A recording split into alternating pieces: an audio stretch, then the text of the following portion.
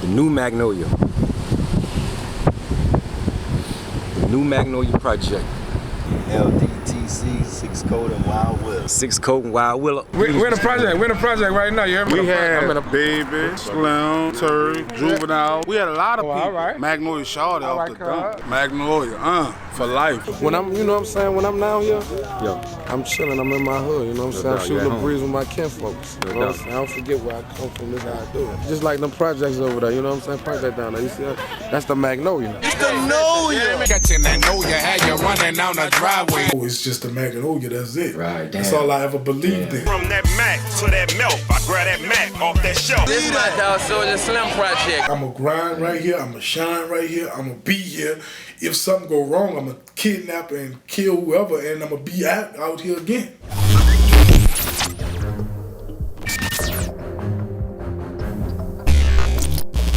Every coin has an opposite side unless it's not a coin. Before the major change to the city, the Magnolia Projects was one of the most notorious areas in the United States. Even when New Orleans didn't rank high in crime amongst other cities, the Magnolia would still rank for one of the worst areas in the United States. But when you flip the coin, the Noya is responsible for some of the world's most successful businessmen and an endless amount of talent that serviced the music industry since the 1980s. All of New Orleans breed talent, and it's been proven over time. It's the birthplace of jazz, bounce music, twirling, and is famous to the world for their local brass bands. Some of New Orleans' best second-line routes roll straight through the Magnolia, and the world got a chance to witness it at Soulja Slim's second line.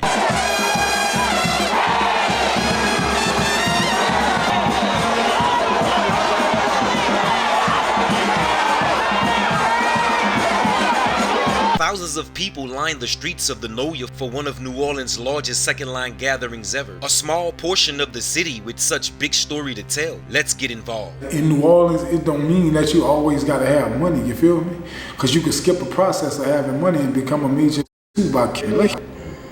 Like we glorify Killa too, you feel me? Like I can skip that process. I ain't gotta be a hunter. If I go to whack and everything, and everybody know about that trigger play, it's basically gonna start handing you money, paying draft, you feel me? It was basically like a revolving door, like a job. Like, you know what, when one person lose a job, they hire somebody else. That's basically like how it was. When Giggity lose one soldier, he had another soldier tweaking. I've been even brainwashed like that before, you feel me? I felt like my neighborhood is my neighborhood. I'm willing to put it on the line prior to me growing up and getting wise, you feel me? Giggity was a shy, like man, Giggity wore Air Max with the jogging suits, Gucci buckle boots, you know what I'm talking about? It was brown with a gold buckle on them. Like Giggity, the first that had the pair. Then I saw Josephine Johnny with the whole leather brown outfit on. You feel me? Like Herc off of Josephine, them two dressing alike.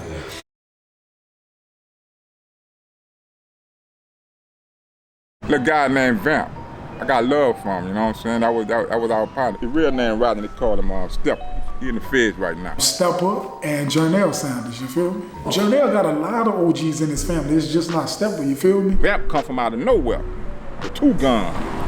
You know what I'm saying? He charged and dumping that both up. Like he put in a lot of work before the youngins, and even when the DBs hit they top tier moment, he was actually out there on the strip. Vamp had old funny like squeaky voice. It's like this. The Heart of the Street, Volume 2. BG. OG Steppa, aka Vamp, is a Central City legend whose name been ringing in the streets since the mid-1980s and was one out of very few who could establish himself within more than one housing project. The whole project is Steppa from? Oh, Steppa from the Magnolia. The Vamp, you speaking from the Melford or Cali?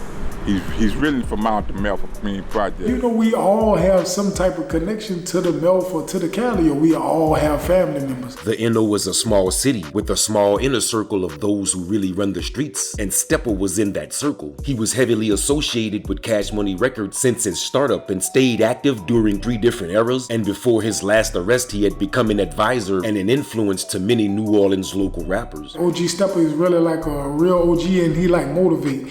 Like he ain't the type of OG that send you on a crash dummy mission, you feel me? He like one of those people that think things through, you feel me, and look at shit down the road. We had a chance to get it with a nigga. game on shell, you know what I'm saying? Now we gonna show you that we could get it without a right. He's like the last generation, and he was willing to let you know, fuck with the music shit. You go all the way in with that. Don't be out here on the strip with us, and you know you got another chance or a chance to do something different. Check it out, yeah. And we ain't playing no games too. Y'all better get out our face. Look at In 2010, Steppa, along with 4 accomplices, were arrested for their role in a drug dealing operation that brung in keys of white from Houston to New Orleans from 2005 to 2009. Ignoring his prior arrest and felony convictions, Steppa took his chances with going to trial trying to fight it, and where his partners in crime received no more than 10 years for pleading guilty, Steppa received an L for trying to beat it. He was labeled a non-violent 3-time loser, but was still sentenced to life. Do you notice a difference between a person who's labeled a killer versus an average person? Yeah, of course you know that. You feel me? A person who consider like a killer, they more what I could say, laid back. They have a sense of calm with them. And from some of the people that I know who put in work, it's always like black and white with them. It's never like in between. They zero tolerant with bullshit. So don't bring bullshit to them and you won't see that side of them, you feel me? From every person that I dealt with who I know, them put some work in, you feel me?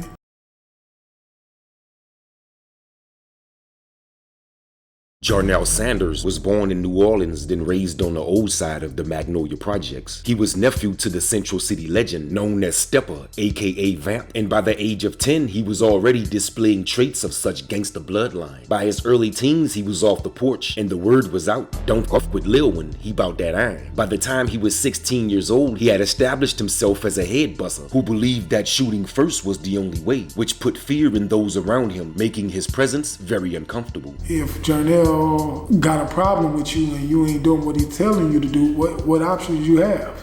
If he already known for putting in work. Being a product of your environment makes it easy to adapt to the lifestyle, and when it's in your blood, it's almost impossible to escape. But for Jarnell, he never ran from it. He grew up on the old side of the Magnolia, but was pushed off the porch at an early age and was known as a young gunner throughout all the projects before he could even drive. Jarnell, like one of the only people I ever know that was about to fight with somebody from our neighborhood, and he actually had a gun on him, but he took the gun and gave it to somebody else, and he was like, man, you from my hood, that's the only reason I ain't gonna clap you up. And one time him and Jarnell got to it on the avenue, right down Washington for wreck. Both of them had guns on them. And they was arguing back and forth, woo, woo, woo, woo, woo, woo, woo, woo, woo, woo, woo, woo, woo, woo. Jarnell said, nah, man, we ain't gonna do that like that. They try to get like, shake these stupid heads. No fucking doubt. You got your shit, I got my shit. What's up? What's up? You know what I'm saying? Jarnell kind of backed down that particular day. Yeah. But I ain't never seen Jarnell back down before. But be stupid like, nah, fuck, I don't want no doubt. You got your shit, I got my shit. That little bit stood up. I give him his props. Jarnell was a killer too. Jarnell wasn't no punk either. Oh yeah, Jarnell been about his business. Like at the end of the day, he been about him being from the TC, you feel me? That's considered the old side. And ain't too many people like you, when you think of head busting, everybody always refer to the new side of Willow Street or 6 and Clarence for head busters. But Jarnell was like, on his side of town, the TC, the old side, considered the old side, he was about his business and he was gonna stand on that. He was gonna hold the old side down. Being respected and being feared both goes a long way, only in opposite directions. And where respect can possibly bring you love, being feared can possibly kill you. Jarnell grew up with me, you feel me? Like when I was young, Jarnell actually almost knocked my front teeth out. Slapped me with a pair of grip pliers to take a bite from me, you feel me? You know, I was kind of heavy set, so I'm bigger than Jarnell. Jarnell like a little slim guy, you feel me? Slapped me with a pair of grip pliers, you feel me? It took me almost a year to get him back. We had a fight right like a year later after he slapped me and almost knocked my teeth out my mouth. But that was just how we was raised, you feel me? Say, bro, what actually happened to Jarnell?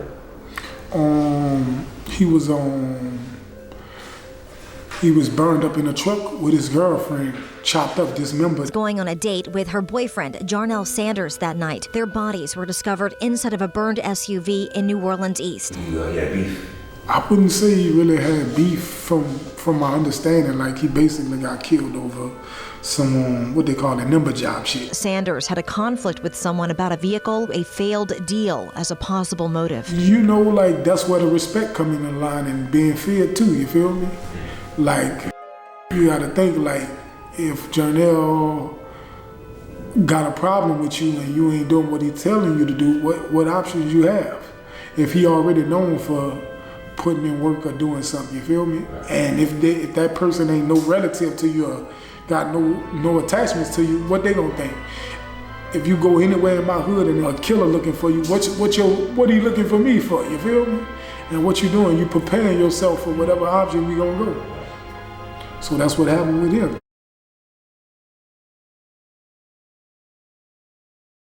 Soulja Slim, my dog, you heard me? Y'all already know who I am. I'm Logga Black to the bone. I'm a cultural committed real. Y'all already know what it is. I've been knowing Slim all my mother life, homie. Well, Logga Black. Logga Black off Willow Street too. What's his name? Logga Black off Willow Street too. Or OG off of Willow Street. Yeah.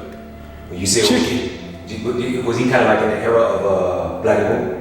No, he up in the era of Soulja Slim, Gangsta them, you feel me? George Short, better known to the world as Logga Black, was born and raised in the Magnolia projects, grew up on Willow Street, and shared the same hallways and courtways as Soulja Slim, Juvenile, Be Stupid, the original Hot Boys, and many other killers, hustlers, and everyday people that would all give you a different description of Logga Black when asked. Listen to the interviews you'll hear where Giggity say he got the Mac 11 from Chicken, you feel me? From Logga. Like a lot of people don't know Logga Black and Chicken is the same person. I said, where you just come from? One of the homies. He said, just come out the house with Logga, be sleep. I said, door was yeah.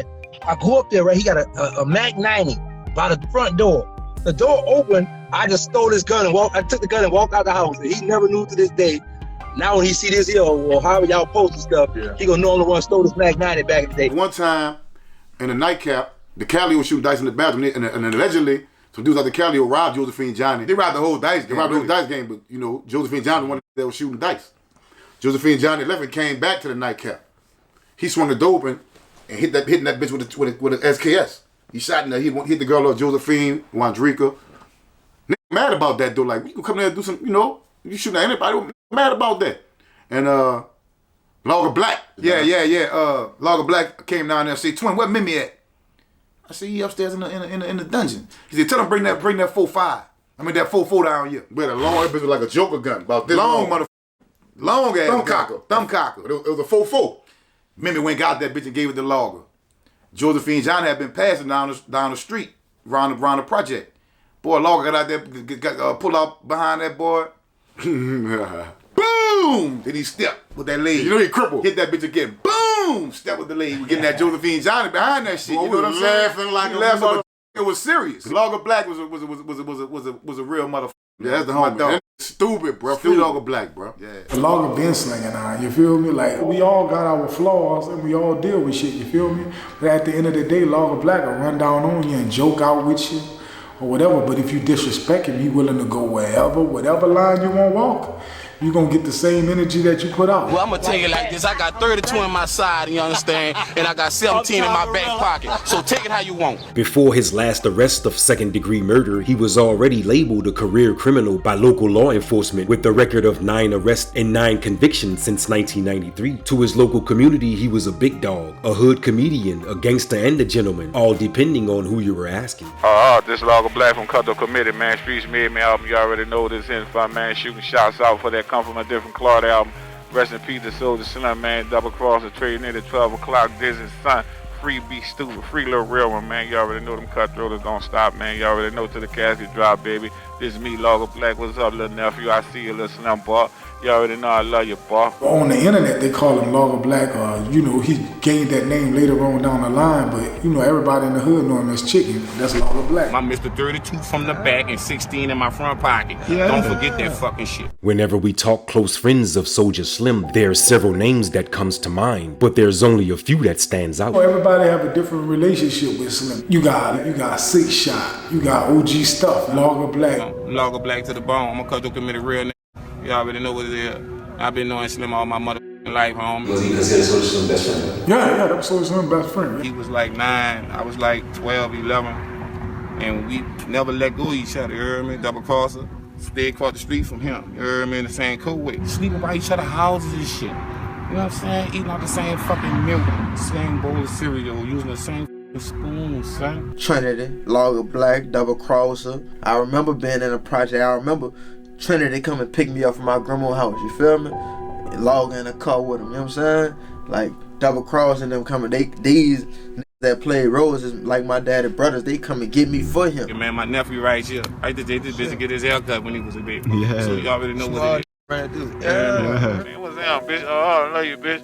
What's up with Lil Slim? Logga, my uncle, you know how he coming. Choppers just drumming. Bitch ain't no running. Love this Cutthroat committee all day, bitch. You already know how we roll, bitch. We Cutthroat for life. Bitch, you know they don't want to see us together. When Soulja Slim started Cutthroat Committee, it was more than just a record label. It was a way of life and was represented by rappers as well as real street guys who believed in it and was willing to kill and die for it. Cutthroat was a movement, and for those who couldn't rap, played other roles and were effective with their methods of protecting the brand. One thing I knew for sure, he meant that shit. Like Slim, when Slim say Magnolia, like don't disrespect it, he was one of them. You know, Slim meant that shit. Don't say nothing about that Magnolia shit. You say something about that Magnolia, it's turnaround. You bitch made and I'm self-made. Magnolia, Killa, you melt made. I get through like a scalp blade. Your left leg, we cutthroat, we straight up head busting. Ain't no secret. We getting how we live in this thing, you understand?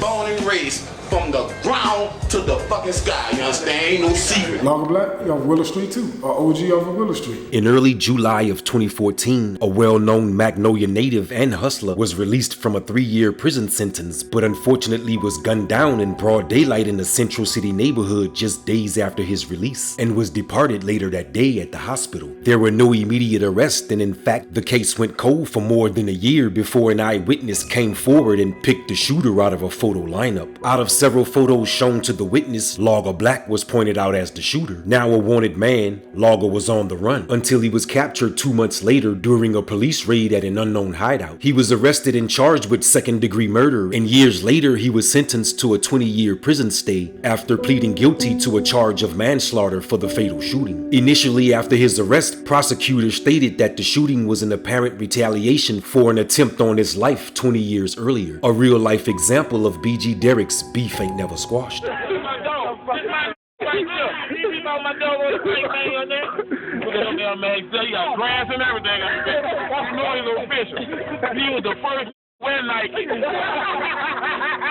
Having a sharp tongue in the hood gives you the ability to verbally slam someone with words, and Logga Black was a master at it. Red shirt, what, you a retired firefighter?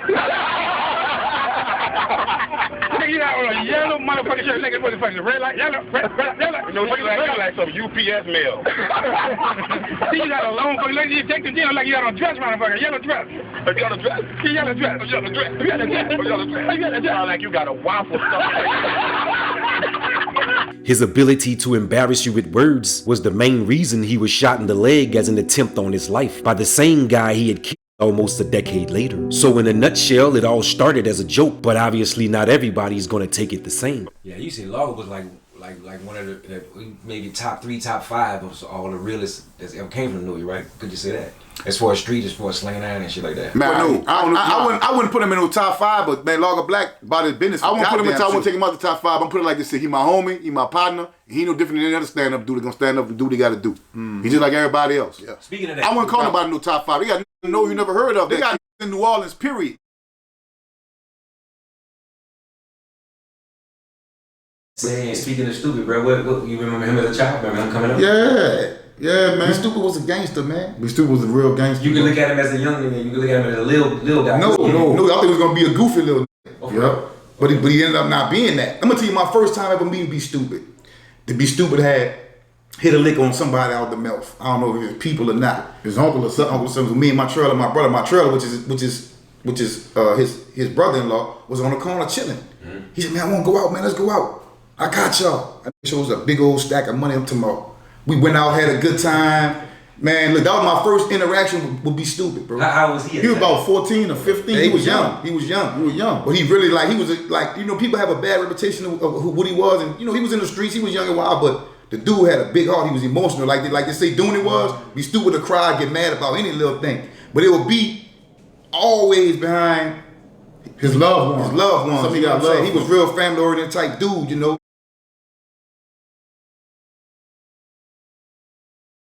What's officially known today as the Harmony Oaks was previously titled CJ Pete, but is known to the world as the Magnolia Projects. It was built in 1941 in the 3rd Ward, where it shared Central City with the Calliope and the Melpomene. The Nolia was built alongside Washington Avenue and LaSalle Street, which was already an important part of the city that held historical value thanks to the Dewdrop Inn, a local performance venue that drew inspiring musicians all around the city. So when the Nolia first opened, many of its supplying tenants were involved in music in one way or another. Magnolia to the bone, bout whatever you bout. Kill my round, we spinning back, you gon' see what we bout. 50 years later and not much has changed. The Magnolia was always known for producing talent, and at the start of hip-hop in New Orleans, they were front and center. UNLV, Juvenile, Lil Turk, Soulja Slim, Mr. Marcello, J Electronica, Magnolia Shorty, Nino Calvin, and many others were from the Nolia, and all have made a bag from the music biz. Like politicians, rappers play a vital role in the representation of their neighborhoods and cities. Damn, baby, where we at right now? 3rd Ward Magnolia, dog. This is my hood, huh? Prior to Cash Money Records, Soulja Slim, Currency, and Mr. Marcello were all Magnolia natives, but had signed with the Calliope Projects-based record label, No Limit Records. And even though they repped the Nolia in every session, they were overshadowed by the label's home project, the Calliope. It wasn't until Juvenile's 1998 album release of 400 Degrees that the world would come to know the Nolia. You came in the Nolia on New Year's Eve. You got stuck in there and you couldn't leave her. You got the Calliope, Master P put the Calliope on the map. After the C Murders and Silk the Shockers and the No Limit, you had Cash Money and they stapled as the Magnolia. Throughout almost every song on every Cash Money album, the Magnolia was mentioned. And just like that, it became a household name. Birdman, look at leave the guns in the bushes. And although every Cash Money artist roamed through the Nolia, Juvenile and Turk were the only two who were born and raised there. I'm speaking of Baby Cash Money. He grew up basically in this house and across the street. Baby come up right then where he got me out there barbershop. Even if Birdman wasn't born there and didn't have a project living quarters, doesn't mean he's not Magnolia. His relationship with the project speaks for itself. Where we at right now? 3rd Ward Magnolia, dog. This is my hood. Even before rap, Birdman was a major reason the streets were eating. The Cash Money millionaires making sure dozens of families have a turkey this Thanksgiving.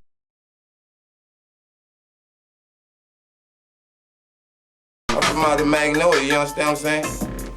Born and raised. Before it was Soulja, it was Magnolia Slim, a 3rd Ward Project native who could roam through them all. Me and my nigga Soulja Slim, you heard me? We go from the Calliope, we go into Magnolia, we go anywhere. Most of Slim's reputation was built on incidents stemming from the fast-paced streets of the Nolia. His entrepreneurial spirit led him to several hustles throughout his life, including cutting hair, being the lookout, and at one point slinging drugs. When he started rapping, he took on the name Magnolia Slim, an extension of his love for the project and a great way to distinguish himself from the other Slims in the city. After a bumpy run with No Limit Records and learning the ropes of the music biz, he changed his name to Soulja Slim and was now on his way into the music industry as a record label for the first time. We working on some shit with Cheesy, you heard me? Cheesy just come home today, you heard me? So we trying to lay up there and knock our album out. We get our album together. I finished the Soulja Slim album. In the midst of that, we doing the Real One album and a Cutthroat compilation. He was now in the position to do the same as Cash Money and No Limit, but fate would see it differently. Before he died, he began gathering and signing New Orleans' hottest talent in order to fulfill his newfound record label situation, and even had his sight on the free agent Hot Boy Turk. Slim will always be remembered by 3 things: speaking his mind at any time, spitting dope rhymes, and the Magnolia Projects. You had Booby Black, you feel me? A lot of people don't know this. Booby Black knew how to do graffiti. Like Booby Black, that was one of the things, you would do something in the neighborhood just for Booby Black to spray paint your name on the wall. Like you willing to do anything to get your name sprayed on that wall next to Gangsta and next to motherfucking Dougaloo, next to Shorty B, next to Killa Stone, you feel me? Booby is like the #1 person that's the first person I ever saw do it on a good level. I'm talking about not no like scribble scratch graffiti. I'm talking about like real New York subway graffiti. Like nice with it. Paint the whole hood, you feel me? Off that paper, you on top, you handling business. You doing swell, down with your niggas to the finish. Are you willing to hit the streets up and make a killing? My uncle's Zoe, and then you had Black Yogi. On that side, and you had Rusty, and you had Juve. That's when Juve was cutting hair, you feel me? But Juve always been like a mean type, you feel me? Juve always used to be like, man, y'all get the fuck from around here, y'all making it hot, you feel me? But that's just Juve. Juve was a little older too, right? Yeah, Juve was older than us, but he wasn't old as them, you feel me? Juve was basically like a young uncle, you feel me? Like he always like put the law down, like put a nigga to sleep or punch him out and shit like that. Like when you say, like a lot of people might be like juvenile for a while as to the world that's juvenile, but to us that's Tanut, you feel me? Like and be like, man, don't go on that post, that Tanut be tripping, you feel me? Playing with Magnolia project right here. Tearing this shit down. I've been balling since the 10th grade. Gold chain, ballad sneaks, bankroll in my pocket, hollering at all the freaks. Stone used to get them in. We moved about 10 a week. Copped a new rodeo in an all-black Bravada Jeep. 8-ball leather jackets, gold buckles on our feet, presidential roller shit. Peaking worth a quarter key. I try to be humble, but the money kept spotting me. The quarters on overkill, $500,000 quarterly. I'ma be a mob boss by the age of 43. One chef, one maid, about 6 disorderlies. Shitting on these fake shoulda, coulda, oughta be, swagger jacking ass. Looking like the Carter 3. I say what the fuck I want. It's the dog in me. Everybody eats with the gang. Ain't no starving B. That before design, all I ask for is loyalty. Just keep it 100 and you too could be royalty. Before he was rapping about the things he lived, he was actually living it. And before the music, he was not just anybody in the Magnolia. He was raised with Soulja Slim, Turk, Juvenile, and many other Magnolia natives and was mentored by and ran with the infamous Central City crew, the original Hot Boys. I wasn't never a hot boy, but I was raised by the Hot Boys, not the rap Hot Boys, the original Hot Boys. After being released from a prison stay in the early 2000s, he linked up with the industry's biggest wave, Cash Money Records, and was first up to bat when Juvie left the label and started his own. This our whole little strip. This Washington Avenue right here, this the Ave. This the famous avenue. This bitch here is one of the most famous avenues, you hear me, in the world. You know, second line Sunday when you come through here, this bitch here gonna be lit. You hear me? You're gonna see thousands of people walking. You hear me? And this is where you seen Slim casket on a horse trailer and everything. It was coming through here.